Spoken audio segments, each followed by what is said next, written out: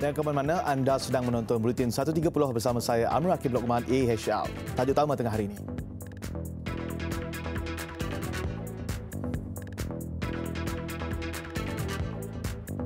Mesyuarat khas Majlis Raja-Raja bincang pemilihan yang di-Pertuan Agong ke-16.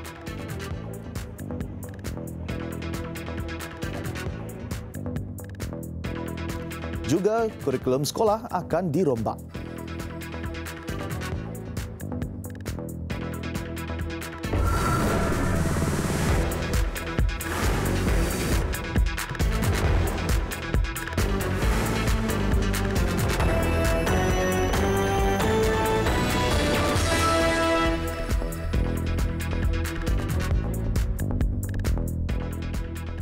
Assalamualaikum dan salam sejahtera.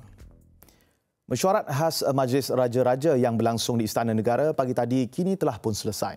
Antara agenda utama yang dibincangkan adalah pelantikan baru Yang di-Pertuan Agong susulan Sultan Muhammad ke-5 mengumumkan peletakan jawatannya sebagai Yang di-Pertuan Agong ke-15 berkuat kuasa serta merta semalam.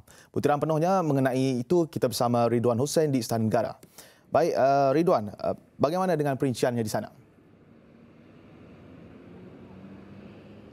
Terima kasih Amirul. Assalamualaikum dan salam sejahtera. Saya kini masih lagi berada di hadapan pintu 1 Istana Negara bagi mengikuti perkembangan mesyuarat khas Raja-Raja yang diadakan sejak pagi tadi. Ia diadakan susulan peletakan jawatan Yang di-Pertuan Agong oleh Sultan Muhammad ke-5 semalam. Dan mesyuarat khas itu bermula kira-kira jam 10.30 pagi tadi dan telah pun berakhir kira-kira jam 12.25 tengah hari tadi. Dan ia berlangsung selama lebih 1 jam. Hanya 6 Sultan dan Raja menghadiri mesyuarat khas Majlis Raja-Raja di Istana Negara hari ini. Mereka ialah Raja Perlis Tuanku Syed Syirajuddin Syed Putra Jamalulail, Sultan Terengganu Sultan Mizan Zainal Abidin, Yang di-Pertuan Besar Negeri Sembilan Tuanku Mukhlis Tuanku Munawir, Sultan Johor Sultan Ibrahim Iskandar, Sultan Perak Sultan Nazrin Muizzuddin Shah dan Sultan Kedah Sultan Salehuddin Shah.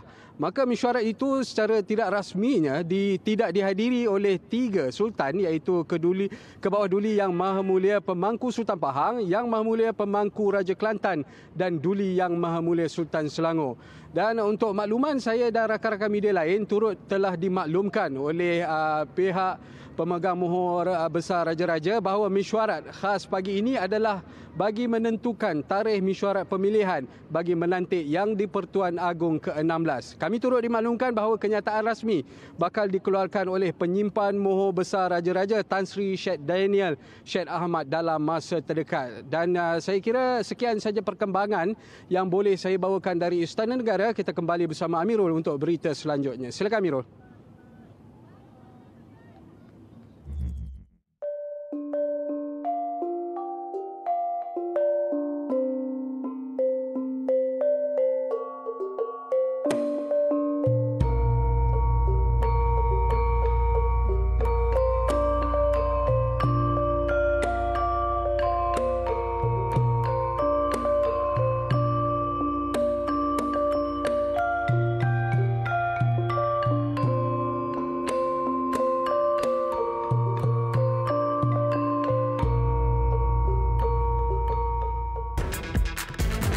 Disempurnakan oleh Vivo V11 dan Vivo V11i.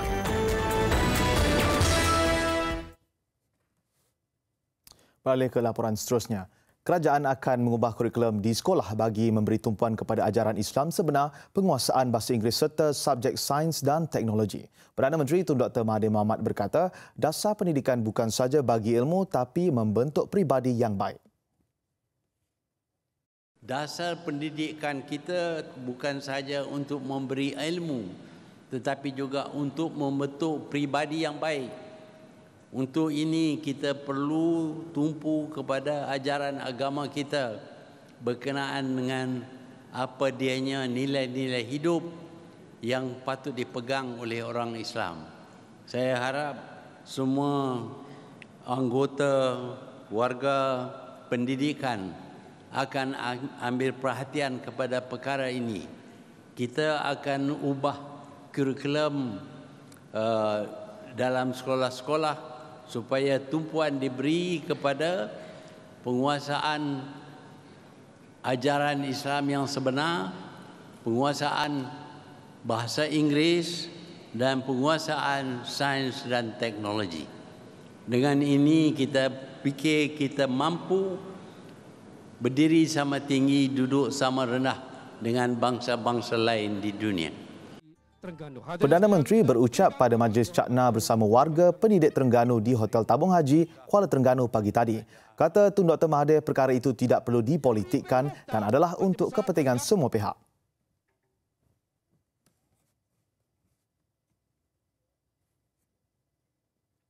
Perdana Menteri kemudian meluangkan masa melawat Taman Sinar Harapan Bukit Besar Kuala Terengganu. Beliau diiringi isteri Tun Dr. Siti Hasmah Muhammad Ali turut beramah mesra dan menyampaikan sumbangan kepada penghuni pusat berkenaan. Turut mengiringi Perdana Menteri ialah Timbalan Menteri Pembangunan Wanita, Keluarga dan Masyarakat Hana Yeoh. Taman Sinar Harapan Kuala Terengganu ditubuhkan pada tahun 1984 untuk memberi perkhidmatan penjagaan, perlindungan dan pemulihan kepada kanak-kanak kelainan upaya. Pusat terbabit mempunyai 62 kanak-kanak berusia bawah 14 tahun dan 59 petugas. Antara program dijalankan ialah latihan hidroterapi, kelas akademik, pendidikan jasmani, fardu ain dan kraf tangan.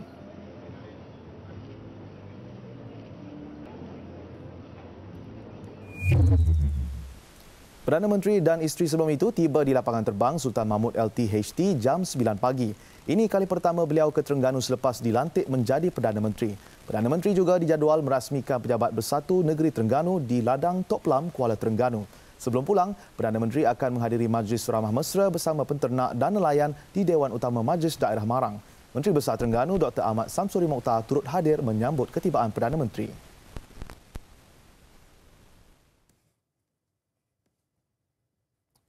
Selepas 8 bulan berlakunya pertukaran kerajaan, pelbagai inisiatif baru telah diatur. Hari ini, selepas cukup seminggu menyambut ketibaan tahun baru, sudah ada beberapa pengumuman dan penguatkuasaan penting yang cukup dekat di hati rakyat.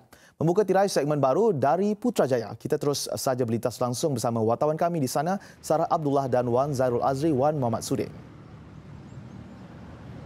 Terima kasih Amirul. Ya, sememangnya satu permulaan tahun 2019 yang cukup sibuk di kawasan pentadbiran Kerajaan Persekutuan ini bermula dari arca yang berdiri megah di tengah-tengah kawasan tumpuan di Putrajaya ini yang baru saja dilancarkan oleh Perdana Menteri Tun Dr. Mahathir Mohamad pada 31 Disember yang lalu.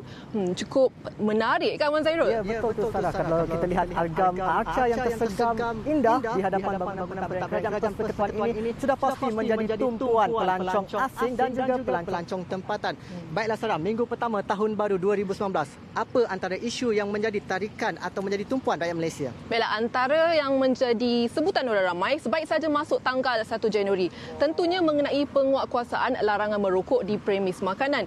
Cukup hangat diperkatakan yang mengundang pelbagai pandangan negatif dan juga positif oleh orang awam. Ada yang bersetuju dan sudah tentu di kalangan perokok menyatakan ketidakpuasan hati mereka. Namun disebabkan ini adalah peraturan baharu yang tidak boleh dikuatkuasakan terus dengan mengenakan kompaun kepada mereka yang ingkar, kerajaan menerusi Kementerian Kesihatan khususnya menetapkan 6 bulan pertama ini sebagai penguatkuasaan pendidikan. Ertinya tiada kompaun ataupun bayaran denda dikenakan, sebaliknya hanya dikenakan amaran bertulis oleh pegawai penguatkuasa. Ya, betul tu Sarah. Kalau kita katakan juga Kementerian Kesihatan turut menyatakan bahawa rokok elektronik seperti vape dan juga shisha turut dilarang di dalam premis makanan. Dalam pada itu, pada Jumaat lalu, Kementerian Kewangan iaitu menerusi menterinya iaitu Lim Guan Eng menyatakan atau menetapkan pada hari Sabtu sebagai hari untuk menentukan harga petrol bagi seluruh negara, di mana kerajaan menetapkan harga mingguan bagi membolehkan pengguna menikmati sebarang penurunan atau perubahan harga dengan lebih cepat mengikut harga pasaran dunia.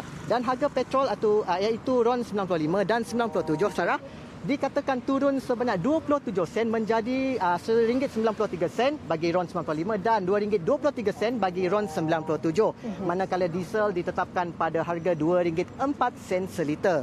Ya, kadar baru itu mula dilaksanakan Sabtu lalu dan akan berkuatkuasa selama seminggu iaitu sehingga 11 Januari depan. Ini antara keputusan dicapai sewaktu mesyuarat Jemaah Menteri pada 2 Januari lalu selepas menerima desakan dari pelbagai pihak termasuk oleh pengusaha stesen minyak. Pengumuman harga runcit ini akan dibuat secara mingguan iaitu setiap hari Jumaat dan berkuatkuasa pada hari Sabtu. Ya, jadi seterusnya isu lain yang turut hangat diperkatakan mengenai rombakan besar membabitkan menyebabkan Ketua Setiausaha Kementerian dan juga Ketua Pengarah Jabatan berkuat kuasa hari ini. Seramai 12 KSU terlibat dalam pertukaran itu, di mana 7 membabitkan pertukaran kementerian, manakala 5 lagi membabitkan kenaikan pangkat sebagai KSU baru. Ya, Sarah, proses itu dibuat bagi memastikan pentadbiran kerajaan lebih cekap apabila berlakunya pertukaran pengalaman serta kepakaran bidang masing-masing. Dan Ketua Setiausaha Negara Datuk Seri Ismail bakal tidak menolak kemungkinan akan berlaku lagi rombakan dalam 6 bulan ini bagi mengisi kekosongan ekoran terdapatnya Ketua Perkhidmatan yang bakal bersara. Itu saja yang boleh kami bawakan langsung dari Putrajaya. Saya Wan Zairul Azri, Wan Muhammad Sudin. Dan saya Sarah Abdullah. Bagi segmen dari Putrajaya, kembali semula bersama Amirul di studio. Silakan. Cukup banyak yang dibincangkan. Terima kasih Sarah dan juga Wan Zairul Azri. Seterusnya, AirAsia Group berhad akan menghentikan kutipan fee RM3 bagi kesemua pelepasan penerbangan dari lapangan terbang antarabangsa Kuala Lumpur 2 KLI 2 mulai hari ini. Menurut Ketua Pegawai Eksekutif AirAsia Malaysia, Riyad Asmat, keputusan itu dibuat dalam usaha untuk mengekalkan kadar tambah udara yang rendah. Katanya dalam satu kenyataan, pihak AirAsia telah berkata sejak awal lagi bahawa KLIA 2 tidak sesuai untuk operasi penerbangan tambang rendah, terutamanya dengan kos tambahan daripada Malaysia Airports Holding Berhad MAHB. Fee KLIA 2 diperkenal pada Mei 2014 bagi menampung kos tambahan di lapangan terbang susulan penggunaan mandatori kemudahan yang dikenakan oleh MAHB. Ini termasuk Jambatan Udara dan SITA, sistem pemeriksaan masuk dan menaiki pesawat berbanding terminal penerbangan kos rendah LCCT sebelum ini.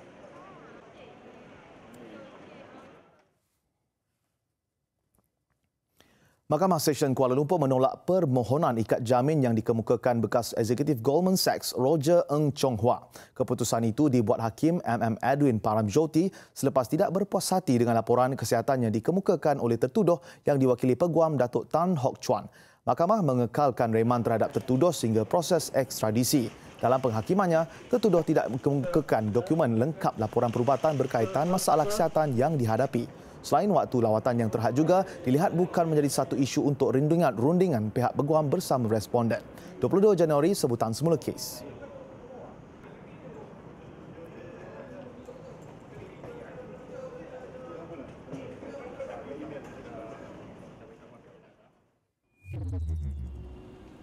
Mahkamah Kuala Lumpur membenarkan permohonan bekas Ketua Menteri Sabah Tan Sri Musa Aman mendapatkan pasportnya bagi membolehkannya menjalani rawatan di luar negara. Hakim Rozina Ayub membenarkan pasport diserahkan kepadanya mulai 15 Januari dan perlu menyerahkannya semula kepada mahkamah pada 11 Februari depan. Beliau turut mengenakan beberapa syarat tambahan terhadap Tan Sri Musa selain perlu memaklumkan kepada mahkamah berhubung alamat penginapan ketika berada di Singapura dan London.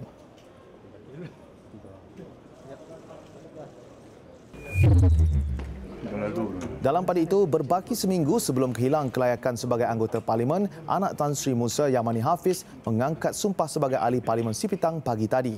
Majlis angkat sumpah dilaksana di hadapan Yang di-Pertua Dewan Rakyat Datuk Muhammad Arif Mat Yusof di Kamar Khas Parlimen.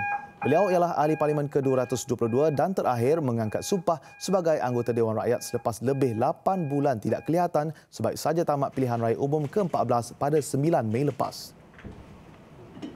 Bagi mentadbir masalah masyarakat pergaulan, mudah-mudahan sentosa aman.